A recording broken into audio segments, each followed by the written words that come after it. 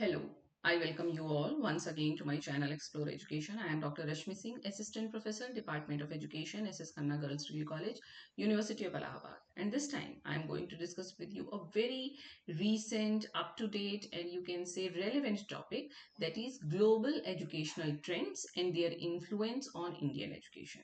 Means पूरे विश्व में क्या एजुकेशनल ट्रेंड्स चल रहे हैं और उनका भारतीय शिक्षा पर क्या असर है, ये आपके कोर्स में नया इंक्लूजन है. ओके, तो हम इसमें जानेंगे एक इसकी स्ट्रेटेजिक ब्रीफिंग देखेंगे और जानेंगे कि how AI, skills based learning and internationalisation are reshaping classrooms, campuses and policy and what it means for the national education policy 2020. मतलब कैसे आर्टिफिशियल इंटेलिजेंस ने, कौशल आधारित अधिगम ने और अंतरराष्ट्रीयकरण ने कैसे हमारी कक्षा कक्षों को, हमारे विद्यालयों महाविद्यालयों को और नीतियों को बदला है या उसका प्रभाव उस पर कैसा पड़ा है ना. तो रोड मैप हम लोग क्या क्या कवर करेंगे, what we will cover, why global trends matter now, हम कवर करेंगे कि ग्लोबल ट्रेंड्स अब क्यों मैटर कर रहे हैं. 5 define the scale and speed of change in world education, हमको विश्व के लिए नागरिक तैयार करने हैं तो विश्व के बदलते हुए एजुकेशनल ट्रेंड के हिसाब से हमें बदलना होगा. एंड 5 डिफाइनिंग ग्लोबल ट्रेंड्स कौन से हैं? 5 डिफाइनिंग ग्लोबल ट्रेंड्स देखिए, AI, credentials, modular degrees, mobility और हाइब्रिड लर्निंग. देखिए हम लोग लगभग सब अपना लिया है हमने. एआई हमारे यहाँ चल रहा है, उसके बिना चल ही नहीं सकता काम. क्रीडेंशियल्स की बात हम लोग कर रहे हैं, मॉड्यूलर डिग्रीज पे काम हो रहा है, मोबिलिटी की बात की गई है और हाइब्रिड लर्निंग में हम लोग ऑलरेडी काम कर रहे हैं. एनईपी 2020 इंडिया का रिस्पॉन्स है ग्लोबल एजुकेशनल ट्रेंड के लिए. Mapping global shifts to India's own reform agenda, यानी कि हमने ग्लोबल शिफ्ट को अपने एजेंडा के हिसाब से मैप किया है एनईपी में. And foreign campuses and rankings, आपको पता ही है, बहुत बार हम लोगों ने बात भी की है कि कई फॉरेन यूनिवर्सिटीज ने अपने कैंपस इंडिया में लगा दिए हैं. IBCs entering India and India's rise in QS 2026. Challenges on the ground, लेकिन तब भी where policy ambition meets classroom reality, ये एक चुनौती का विषय है, ये इतना आसान नहीं है क्योंकि नीतिगत जो महत्वाकांक्षा है जब क्लासरूम रियलिटी से मिलती है तो चैलेंजेस आते हैं. And the way forward, priorities for the next phase of reform, और अगले फेज के सुधार के लिए हमें क्या प्रायोरिटी रखनी है ये देखना होगा. Then the big picture, education is being redefined globally and fast. तो हमें क्या करना होगा, शिक्षा को पुनः परिभाषित करना होगा वैश्विक रूप से और तेजी से भी. 4 numbers capture the pace of change from how learning is delivered worldwide to how India is responding. 4 number हैं जो आपको बताएंगे कि कैसे लर्निंग पूरे दुनिया में दी जा रही है और कैसे भारत उसके लिए प्रतिक्रिया कर रहा है. तो पहला जो नंबर है वो $842.6 बिलियन का है, projected global e learning market by 2030. यानी ये इतना बड़ा अमाउंट जो है वो ग्लोबल ई लर्निंग का चल रहा है और ये ग्लोबल ई लर्निंग का मार्केट 2030 तक इतना हो जाएगा. ये देखिए 299.78 था 2024 में, सिर्फ 6 सालों में इतना बढ़ गया, लगभग 19%. Then 60%, 60% of schools worldwide are projected to use AI powered learning platforms by 2026. यानी कि विश्व भर के 60% स्कूल्स ने ये प्रोजेक्ट किया है कि वो अपने यहाँ एआई पावर्ड लर्निंग प्लेटफॉर्म 2026 तक इनबिल्ड कर देंगे.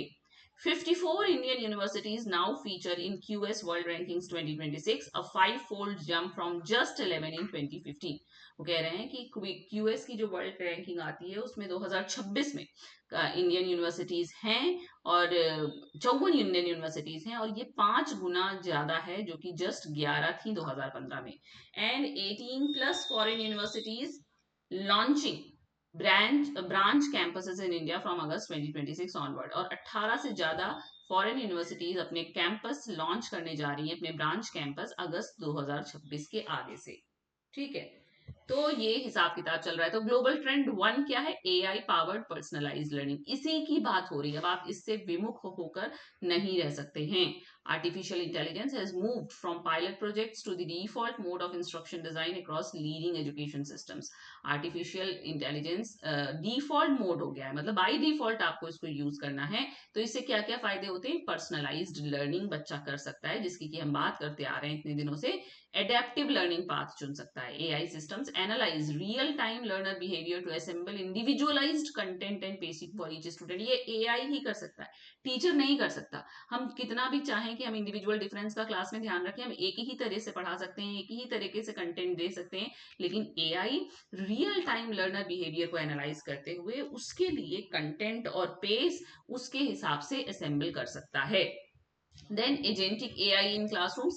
AI agents now automate routine learning decisions, flagging gaps, sequencing modules and triggering interventions. आप उसको कोई भी मटेरियल आप एआई को दीजिए, वो आपको बताएगा कि उसमें क्या गैप है, सीक्वेंसिंग मॉड्यूल्स क्या होने चाहिए, ट्रिगरिंग इंटरवेंशंस क्या होने चाहिए. तो एआई एजेंट्स जो हैं अब लर्निंग डिसीजन को ऑटोमेट कर रहे हैं. मेन स्ट्रीम एडॉप्शन ओवर 60%, ये हमने बात कर ही ली कि 60% से ज्यादा स्कूल्स जो हैं पूरी दुनिया में अब रन कर रहे हैं एआई पार्ट प्लेटफॉर्म से, 2026 से रन करेंगे. एंड शार्पली ये पायलट स्टेज यूज 2020 से बहुत ज्यादा है.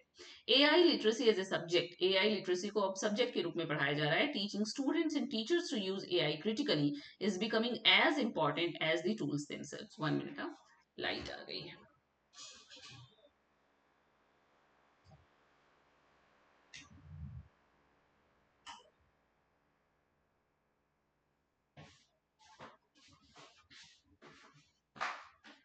ओके, तो एआई लिटरेसी को सब्जेक्ट के रूप में पढ़ा जा रहा है. Teaching students and teachers to use AI critically is becoming as important as the tools themselves. मतलब जितना ज्यादा ये टूल इंपॉर्टेंट है, उतना ही ज्यादा इंपॉर्टेंट ये है कि विद्यार्थी और शिक्षक एआई को क्रिटिकली यूज करें. तो एडॉप्शन स्नैपशॉट में क्या आएगा कि North America and Asia Pacific lead कर रहे हैं global AI in education implementation में. यूरोप फास्ट फॉलोअर है with stronger focus on data privacy and ethics में. और इमर्जिंग मार्केट्स क्या है, catching up via mobile first low cost access. Access ही लिखा है ना, एक्सेस. तो ये है एडेप्शन का स्नैपशॉट. मतलब अगर एक स्नैपशॉट के रूप में देखें तो नॉर्थ अमेरिका एशिया पैसिफिक बहुत तेजी से आगे बढ़ रहे हैं, यूरोप उनको फॉलो कर रहा है, उसका फोकस ज्यादा डेटा प्रिवेसी और इथिक्स पे है. और इमर्जिंग मार्केट है, ये उभरता हुआ बाजार है. ठीक है. अब ग्लोबल ट्रेंड 2 क्या है, स्किल्स ओवर डिग्रीज, यानी कि डिग्री से ज्यादा अब स्किल पर बात होगी. राइज ऑफ माइक्रो क्रेडेंशियल्स, छोटे छोटे क्रेडेंशियल्स लेकर भी आप मार्केट में जा सकते हैं और एम्प्लॉयबल बन सकते हैं. Employers are shifting from degree checking to skills verification. अब डिग्री से आपको जॉब नहीं मिलेगी, आपको काम करने आता है तो आपको जॉब मिल जाएगी. And education systems are redesigning credentials to match. इसीलिए एजुकेशन सिस्टम अब अपने आप को रीडिजाइन कर रहे हैं कि वो ऐसे क्रेडेंशियल्स बच्चों को दें जो कि एम्प्लॉयबिलिटी में सहायक हों. तो ट्रेडिशनल मॉडल क्या था, fixed multi year degree as the primary credential fix था, और कई साल पढ़ने के बाद एक डिग्री मिलती थी, वही प्राइमरी क्रेडेंशियल होता था. लर्निंग वैलिडेटेड होती थी मेनली ग्रेजुएशन पे. ब्रॉड जनरलाइज करिकुलम था, स्लो टू अपडेट, मतलब बहुत धीरे, कभी कभी बहुत मुश्किल से अपडेट होता था. और hiring filtered heavily by degree पे degree.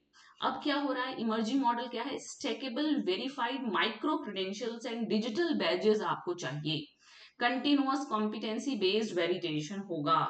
Modular content updated to match industry needs, आपको उस तरीके से पढ़ाया जाएगा जो इंडस्ट्री नीड से मैच करे. And skills first hiring credentials tied to workforce needs. तो ये माइक्रो क्रेडेंशियल्स उभर रहे हैं, डिग्री के पहले स्किल को प्रायोरिटी दी जा रही है. तो ये वैश्विक ट्रेंड दूसरे नंबर का है.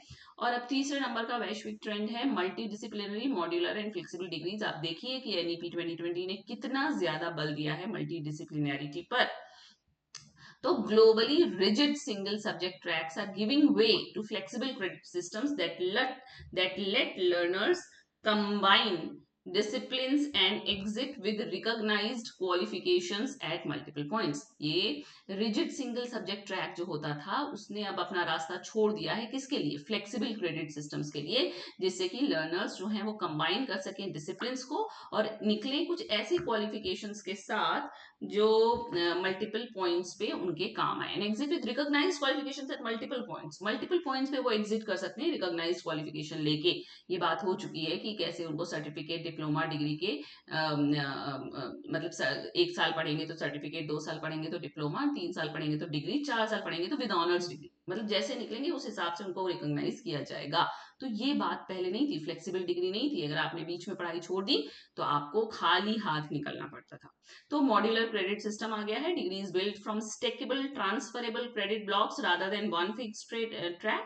मल्टीपल एंट्री एंड एग्जिट की बात हम लोगों ने की है. Certificates, diplomas and degrees awarded at different defined milestones, not only at final graduation. मतलब फाइनल ग्रेजुएशन पे नहीं, सर्टिफिकेट, डिप्लोमा, डिग्री आपको मिल जाएगा। ड्यूरेबल स्किल फोकस होगा, क्रिटिकल थिंकिंग, कोलैबोरेशन और एआई लिटरेसी पे प्रायोरिटी की जाएगी अलोंग साइड सब्जेक्ट कंटेंट। मतलब सब्जेक्ट तो पढ़ाना है, लेकिन आपको क्रिटिकल थिंकिंग भी सिखानी है, कोलैबोरेशन भी सिखाना है, एआई लिटरेट भी बनाना है। And hybrid delivery is not, सिर्फ ऑफलाइन से काम नहीं चलेगा और सिर्फ ऑनलाइन में भी कुछ दिक्कतें हैं, तो आपको hybrid mode, blended online offline learning has shifted from pandemic stopgap to permanent design choice. मतलब ये हमेशा के लिए हो गया, अब कभी भी हमको fully face to face mode पे नहीं जाना होगा जब हमने ऑनलाइन के इतने फायदे देख लिए हैं तो। ठीक है, तो ये ग्लोबल ट्रेंड 3 है। देन ग्लोबल ट्रेंड 4 क्या है? Internationalisation and shifting student mobility. जो स्टूडेंट इतना पढ़ने जा रहे हैं, अभी हम लोग एजुकेशन एंड गैड्स पढ़ रहे थे, अभी हम लोग इंटरनेशनलाइजेशन ऑफ हायर एजुकेशन पढ़ रहे थे, तो हमने देखा कि कैसे स्टूडेंट इतने ज्यादा जा रहे हैं बाहर पढ़ने, वहां से टीचर्स आ रहे हैं पढ़ाने, बाहर की यूनिवर्सिटीज यहाँ कैंपस लगा रही हैं। तो ट्रेडिशनल डेस्टिनेशन टाइटन हो गया है। US, UK and Canada have all tightened visa in study permit norms since 2024. Canada alone cut international study permits by 50% in 2026. वो कह रहा है कि ट्रेडिशनल डेस्टिनेशन मुश्किल हो गए, मतलब जो यूएस, यूके, कनाडा में बच्चे बहुत जाते थे पढ़ने, उन्होंने क्या किया, कम कर दिया कि भाई इससे ज्यादा हम परमिट नहीं करेंगे। तो इससे क्या हुआ? Outbound Indian numbers dip, Indian students studying abroad fell from this to this, the first reversal after 3 years of continuous growth. मतलब बहुत तेजी से बढ़ रहा था, लेकिन चूंकि इन्होंने कम कर दिया तो नंबर रिवर्स करने लगा। तो अब क्या करें? राइज ऑफ ब्रांच कैंपसेस, यानी कि आपको जरूरत ही नहीं है बाहर जाके पढ़ने की, बाहर की यूनिवर्सिटी अपने यहाँ हमारे यहाँ कैंपस लगा देगी, तो आपको देश छोड़ने की भी जरूरत नहीं है, माँ बाप छोड़ने की भी जरूरत नहीं है, आप यहीं पर बैठकर उनके करिकुलम को उनके टीचर्स से पढ़ सकते हैं। इंटरनेशनल ब्रांच कैंपसेस है, जो आईबीसी लिखा था पिछली स्लाइड में, are emerging as a new global delivery model bringing top 500 institutions directly into host countries. मतलब it is like a dream come true, क्योंकि सारे बच्चे ना इतने सशक्त हैं आर्थिक रूप से, ना सामाजिक रूप से कि वो बाहर पढ़ने जा सकते हैं, तो उनके लिए गोल्डन चांस है। तो इंटरनेशनलाइजेशन की प्रवृत्ति बढ़ी है, लेकिन बाहर जाके पढ़ने का नंबर इसलिए कम हो गया है कि बाहर के देशों ने इसको टाइटन कर दिया। उन्होंने कहा नहीं, हम इससे ज्यादा नंबर के स्टूडेंट्स बाहर नहीं लेंगे। तो ये थोड़ा सा देखिए 2024 से 2025 में घटा है, जबकि 22, 23, 24 से आराम से बढ़ रहा था। फर्स्ट रिवर्सल हुआ है 2025 में। ठीक है, देन जो, अच्छा, ये इंडिया का स्ट्रैटेजिक रिस्पॉन्स है, यानी कि हमारे ट्रेंड कौन कौन से, 4 ट्रेंड कौन कौन से हुए। एक तो अच्छा कहीं था नहीं, ये है, कहीं था कि 4 ट्रेंड की जो बात थी, दिख नहीं रहा मुझे भी। तो एक है ग्लोबल, अच्छा इसका एक कंपोजिट स्लाइड नहीं है, तो ग्लोबल ट्रेंड 1 है एआई पावर्ड पर्सनलाइज्ड लर्निंग, दूसरा ट्रेंड है स्किल ओवर डिग्रीज, तीसरा ट्रेंड है multi disciplinary modular and flexible degrees, और चौथा ट्रेंड है internationalisation and shifting student mobility. इनके रिस्पॉन्स में हमारा एनईपी 2020 आया है, जिसने ग्लोबल ट्रेंड्स को इंडियन रिफॉर्म के संग मैप करने की कोशिश की है। India's national education policy 2020 was designed as a direct structural answer to these worldwide shifts। देखिए एआई ग्लोबल ट्रेंड ये 4 थे, एआई और पर्सनलाइज लर्निंग पे एनईपी 2020 ने क्या कहा कि डिजिटल इनिशिएटिव्स लीजिए, मॉडर्नाइजेशन अपनाइए, AI enabled ability enhancement courses चलाइए, स्वयं और एनपीटेल को जोड़ के पढ़ाइए। Micro credentials and skills first hiring पे एनईपी 2020 ने क्या कहा, 250 plus skill value added courses launch किए गए हैं। एकेडमिक बैंक ऑफ क्रेडिट्स है, ताकि हम क्रेडिट एक्यूमुलेट कर सकें, क्रेडिट ट्रांसफर कर सकें, क्रेडिट रिडीम कर सकें। मल्टी डिसिप्लिनरी और मॉड्यूलर डिग्रीज पे एनईपी 2020 क्या कह रहा है? मल्टी डिसिप्लिनरी, तो उसने 4 ईयर यूजी प्रोग्राम कर दिया, डुअल मेजर सिस्टम कर दिया, मल्टीपल एंट्री एग्जिट कर दिया। यही बात मैंने की थी ना, certificate, diploma, degree and then honours. Then internationalisation and mobility पे क्या किया एनईपी ने? फॉरेन एचईआई रेगुलेशन आ गया 2023 में, academic collaboration regulations enabling joint dual degrees, अब आप साल में 2 डिग्री कर सकते हैं, पैरेलल कर सकते हैं, फॉरेन क्रेडिट को रिकॉग्निशन है। तो ये सब कुछ ग्लोबल ट्रेंड के हिसाब से ही एनईपी 2020 बनाई गई है, आप ऐसे समझिए। तो foreign universities are coming to India, देखिए enabled by NEP 2020 and UGC's foreign HEI regulations. Top global universities are establishing branch campuses across India. University of Bristol, UK की, University of York, United Kingdom की, University of New South Wales, Australia की, Deakin University, Australia की, University of Wollongong, Australia, University of Southampton, UK, Western Sydney University, Australia, University of Liverpool, UK, इतनी, सबका नाम लिख भी पढ़ दिया मैंने। 17 plus universities approve by December 2025, 18 plus launching from अगस्त 2026, ज्यादातर यूके और ऑस्ट्रेलिया की हैं, और 40 से 60% इन्होंने लोअर फी रखी है वर्सेस पेरेंट कैंपस अब्रॉड। मतलब इन्हीं के अगर पेरेंट कैंपस में आप पढ़ेंगे तो जितनी फीस होगी उससे 40 से 60% फीस इन्होंने कम की है। तो ये बहुत अच्छी बात है। Why now visa tightening abroad, बाहर वीजा टाइटन हो गया है, राइजिंग ओवरसीज कॉस्ट बढ़ रही है, तो India scale as the world's largest higher education market, तो इसके लिए अच्छा है कि आपको यहीं बैठकर विदेशी शिक्षा मिली जा रही है। अब इंडिया राइजिंग ग्लोबल स्टैंडिंग देखिए कि हम क्यूएस रैंकिंग में थोड़ा सुधार किया है हमने। 2015 में 11, 20 में 21, 23 में 41 और 26 में 54, 5 फोल्ड इंक्रीज हुआ है। 390% इन रैंकिंग में बढ़ोतरी हुई है। Fourth most represented country in US 2026, behind only the US, UK and China. सिर्फ यूएस, यूके और चाइना से अभी हम पीछे हैं। 41% हमारे इंडियन इंस्टीट्यूशन ने अपनी ग्लोबल रैंकिंग इंप्रूव की है। आईआईटी मद्रास जो है वो 47 स्पॉट उसने छलांग लगा के sharpest rise among Indian institution है, और 4 and 9 Indian institution in the world top 500 and US world top 500 respectively. मतलब विश्व की 500 में 4 और क्यूएस वर्ल्ड टॉप की 500 में 9 भारत के इंस्टीट्यूशंस हैं। तो ये एक सुखद निर्णय, सुखद परिणाम है। तो रियलिटी चेक, लेकिन challenges in translating trends to the classroom, digital divide है ही। हर आदमी के पास डिजिटल गैजेट नहीं है, इंटरनेट नहीं है, बैंडविड्थ नहीं है, इंफ्रास्ट्रक्चर नहीं है कि आप उसको एआई ड्रिवन पर्सनलाइज तरीके से पढ़ा सकें। फैकल्टी रेडीनेस गैप है, फैकल्टी अभी भी डिजिटल ट्रेनिंग में, सारी फैकल्टी डिजिटल पेडागोजी में ट्रेंड नहीं है, एआई लिटरेसी और आउटकम बेस्ड असेसमेंट डिजाइन के लिए अभी सभी फुल्ली इक्विप्ड नहीं है। Quality ceiling, despite gains, only 4 Indian institutions in the world top 500, global leadership at the very top remains limited. यानी कि मतलब पाया हमने 4 पाया, लेकिन 4 हजारों में 4, तो ये अभी भी कम है। And standardisation versus diversity, aiming aligning to global frameworks while preserving India's linguistic diversity and regional academic traditions is a genuine balancing act. जो बार बार कहा जा रहा है कि आईकेएस को अपना लीजिए और आगे बढ़िए, एडवांस होइए, टेक्नोलॉजी अपग्रेड हुई है, तो ये एक एक एक बैलेंस करना है कि कैसे बैलेंस करें कि यहाँ अपनी रूटेड भी रहें, कल्चरली रूटेड रहें और आगे भी बढ़ें। तो ये एक टिपिकल बैलेंसिंग इश्यू है। और फंडिंग और इंफ्रास्ट्रक्चर की बात हमेशा रहेगी ही, क्योंकि public institutions face resource constraints in scaling labs, research capacity and skill based facilities at NP space। हालांकि इतनी फंडिंग की जरूरत है, लेकिन इतना देश है बड़ा, इतने सारे इंस्टीट्यूशन है, इतनी बड़ी जनसंख्या है कि कितनी भी फंडिंग आप करें वो अपर्याप्त ही रहती है। तो वे फॉरवर्ड क्या है कि हम क्या करें, फैकल्टी कैपेबिलिटी में इन्वेस्ट करें, डीपेन करें इंडस्ट्री और एकेडमिया का relationship, scale academic bank of credit को और बढ़ाएं और अच्छे से चलाएं, डिजिटल डिवाइड को कम से कम करने की कोशिश करें, और रैंक गेन्स को रिसर्च डेप्थ में कन्वर्ट करें, convert rank gains into research depth. अब इसके बारे में आप देख लीजिए कि invest in faculty capability, structured funded training करें एआई लिटरेसी में, डिजिटल पेडागोजी में, आउटकम बेस्ड असेसमेंट में, है ना। डीपेन करें इंडस्ट्री एकेडमिया का टाइप, फॉर्मल पार्टनरशिप करें, skill and value added courses current with real labour market needs. मतलब एक्चुअली जो बाजार में जरूरत है जिन कोर्सेज की, उन्हीं को चलाइए स्किल और वैल्यू एडेड में।